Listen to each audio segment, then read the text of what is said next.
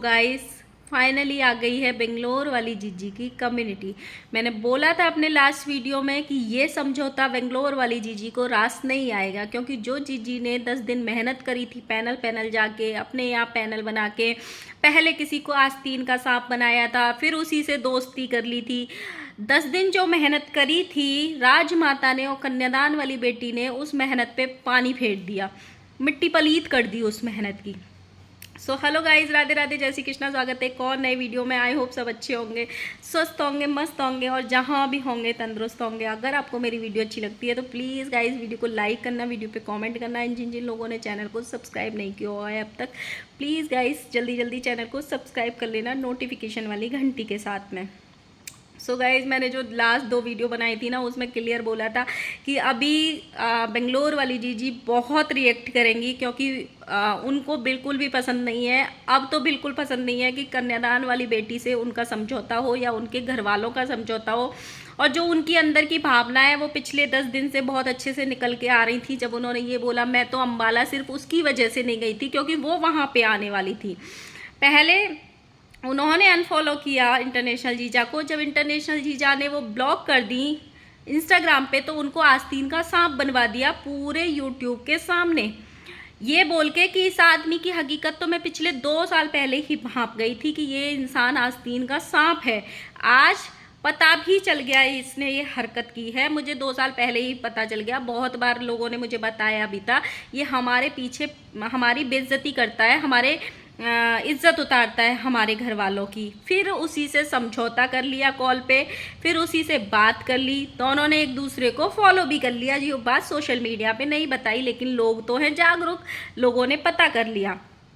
अब रात को जो ये चीज़ें भसड़ फैल रही थी, राजमाता ने और लप्पू भैया ने और कन्यादान वाली बेटी ने आपस में समझौता कर लिया, अपनी चीज़ें सॉल्व कर ली, और ये भी बताया कि हम लोगों के बीच में मिसअंडरस्टैंडिंग जो हुई थी वो आस्तीन के सांप ने फैलाई थी। ये 100% हो सकता है कि जो इंटरनेशनल जीजा है उसको मोहरा बनाया जा रहा हो, लप्पू भैया की साइड से भी और आस्तीन वो कन्यादान वाली बेटी की साइड से भी, कि अपना किया कराया सब इंटरनेशनल जीजा पे डाल दो। लेकिन इंटरनेशनल जीजा भी कहीं से भी कम नहीं है। जिस हिसाब से उन्होंने बातें ट्रांसफ़र करी थी वो चीज़ें भी सामने आई हैं कि उन्होंने जैसे हमको बेइज्जत करके निकाला, वो प्रेग्नेंट है, ये सारी चीज़ें इंटरनेशनल जीजा के द्वारा ही सामने आई हैं। और स्वैगी सिंह राजपूत ने भी बोला कि गाड़ी में 2 घंटे तक चर्चा हुई थी, बात हुई थी, वो सब चीज़ें भी हुई। लप्पू भैया ने भी इस पर मोहर लगा दी थी कि हमारी पीठ पीछे हमारी बुराई करी जाती है और सबसे बड़ा आस्तीन का सांप ये है। बहुत सारी मिसअंडरस्टैंडिंग जो हुई थी इस इंसान की वजह से फैली थी, इधर की बातें इधर करते थे। लप्पू भैया ने भी कल रात को ही इस बात पे मोहर लगाई थी, उनके घर के सामने से निकल के भी उनके घर में नहीं गए थे। लेकिन ये क्लियरली हो सकता है कि ये इनकी चाल हो कि सारा ब्लेम अभी के लिए उस पर डाल दो इंटरनेशनल जीजा पे। जब वो अंशु से पूरा कट ऑफ हो जाएंगे, कन्यादान वाली बेटी से पूरा रास्ता क्लियर कर लेंगे, तब हम इनको अपने उसमें मिला लेंगे, अपने पाड़े में उसको ले लेंगे, फिर हम उसको पर काटेंगे उसके। ये हो सकता है बाद में। अभी बेंगलोर वाली जीजी की एक कम्युनिटी आई है, पहले उसको पढ़ते हैं। अरे अरे अरे रुको जरा, सब्र करो बेंगलोर वाली जीजी, ये बहुत गलत बातें हैं। हम अपने वीडियोस में यूज़ कर रहे थे ये वाला डायलॉग, ऑडियंस ज़रूर बताना मैं कर रही थी कि नहीं कर रही थी। मैंने अभी पिछले 5-6 वीडियोस में यूज़ किया था ये। जीजी ने कॉपी चेप ली है, मेरे वीडियोस देखती हैं जीजी। इन्होंने ये बोला है, मैंने एक नाम क्या लिख दिया था कम्युनिटी में कि मैंने अगले ने ब्लॉक किया है, सब ने उसको ही पकड़ लिया। तो जीजी पकड़वाया तो आपने ही था उनको, नहीं तो दुनिया को कैसे पता चलेगा हैं? आपने ही तो उनको आस्तीन का सांप बताया था, आपने ही तो उनको बेइज्जत किया था। सबसे पहले सोशल मीडिया पे गाली तो आपने ही पढ़वाई थी, करता धरता तो आप ही थी सारी। इसके बाद इन्होंने लिखा है, ये भी बता देती हूँ कि जो मिसअंडरस्टैंडिंग थी वो क्लियर हो गई। ये नहीं बताई थी जीजी, आपने आज बता रही हो आप। उन्होंने फॉलो तो आपको पिछले वीक ही कर लिया था, उसकी एनिवर्सरी के 2 दिन बाद ही। पर ये भी बता दूं, वो उसके लिए ही सिर्फ जिम्मेदार हैं जो उन्होंने की है। जो नहीं की है उसके लिए उन पे सब ब्लेम, मतलब जीजी की कहने का मतलब है जो कन्यादान वाली बेटी ब्लेम डाल रही है कि मिसअंडरस्टैंडिंग इन्होंने फैलाई है, वो उसके जिम्मेदार नहीं है, सारा दोस्त तो उन्हीं का है कन्यादान वाली बेटी का। ना तो जहर बेंगलोर वाली जीजी फैलाती हैं और ना ही अब उनकी अच्छी बन गई है इसलिए इंटरनेशनल जीजा ने फैलाया है, सारा जहरीली तो वही है जो कन्यादान वाली बेटी है। उसके बाद इन्होंने लिखा है जैसे बाकियों की मेडिकल कंडीशन सही नहीं है वैसे अगले की वाइफ की भी ठीक नहीं है, इतना सोचो। वाह जीजी वाह, आज आपको याद आई है कि उसकी बीवी की मेडिकल कंडीशन ठीक नहीं है। जब आपने पूरे सोशल मीडिया पे उसको आस्तीन का सांप बनवा दिया तब आपको उसकी बीवी की मेडिकल कंडीशन की याद नहीं आई थी? अपनी मर्जी के हिसाब से खेलोगे आप। वाह। आगे इन्होंने लिखा है जो शब्द अपने मुंह से निकाले गए हैं उनका दोष दूसरों पे मत लगाओ। तो ये तो आपने भी बहुत बार किया है जीजी, इतना भी शरीफ बनने की कोशिश ना की जाए कि लोगों को कुछ पता ही ना हो। आपने भी बहुत सारे कांड किए हैं अभी अभी में, पिछले तो भूल ही जाओ। आगे इन्होंने लिखा है चाहे वो भैया भाभी के रखने ना रखने से रिलेटेड या कन्यादान से रिलेटेड या मिसकैरेज से रिलेटेड या व्यूज़ और पैसा छापने से रिलेटेड या फुलाने फाड़ने से रिलेटेड, और भी हैं सब तुम और सिर्फ तुम निकाले हो, जिम्मेदार दूसरा कोई और नहीं है। ये वाली बात ठीक है, अपने शब्दों के लिए इंसान खुद जिम्मेदार होता है, कोई किसी के मुंह में शब्द नहीं डालता है, ठीक है।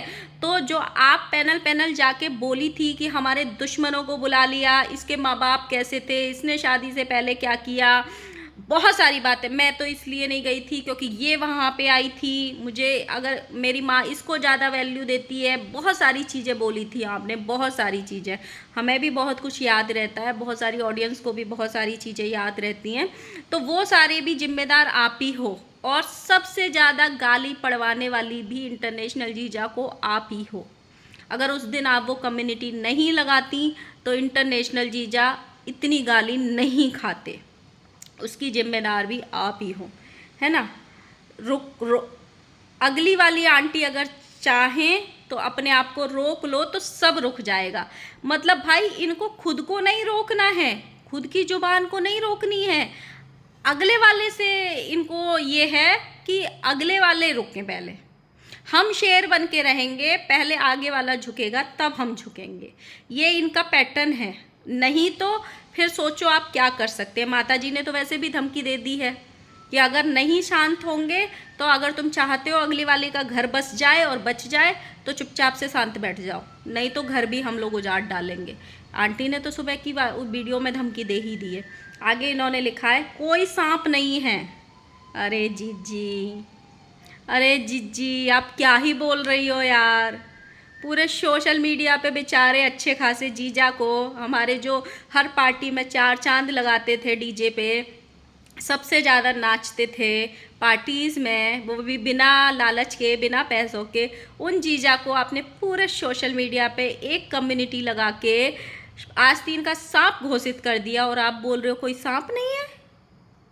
वाह जीजी वाह, ये तो वही वाली बात हो गई कि हम अपने मुंह से बोले तो हम अमृत बरस रहे हैं, सामने वाला बोले तो वो जहर उगल रहा है।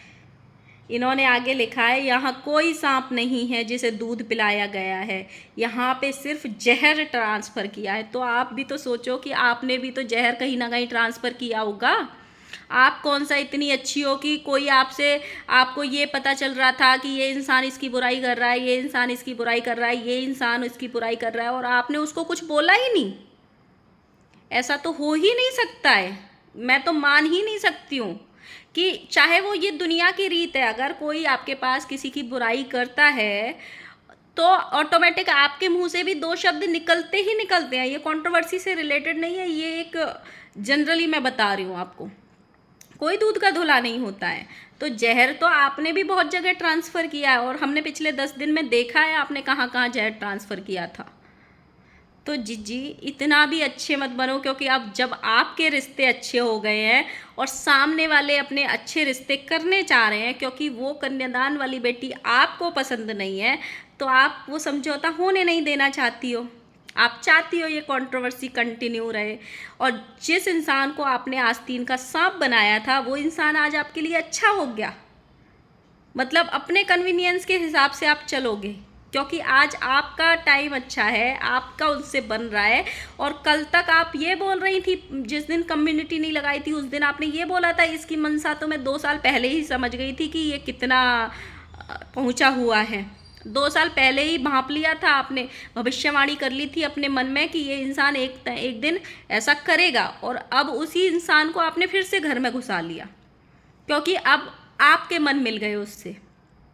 आपके भाई भाभी के तो नहीं मिले ना। आपके भाई भाभी ने तो अभी भी रिश्ता तोड़ा हुआ है, उसके घर के बाहर से निकल गए वो, और ये बोले थे कि पहले इनको स्टैंड क्लियर करना पड़ेगा तब एक नाव पे सवार होंगे, या तो हमसे रिश्ता रखें या उससे रिश्ता रखें, अपना स्टैंड क्लियर करें।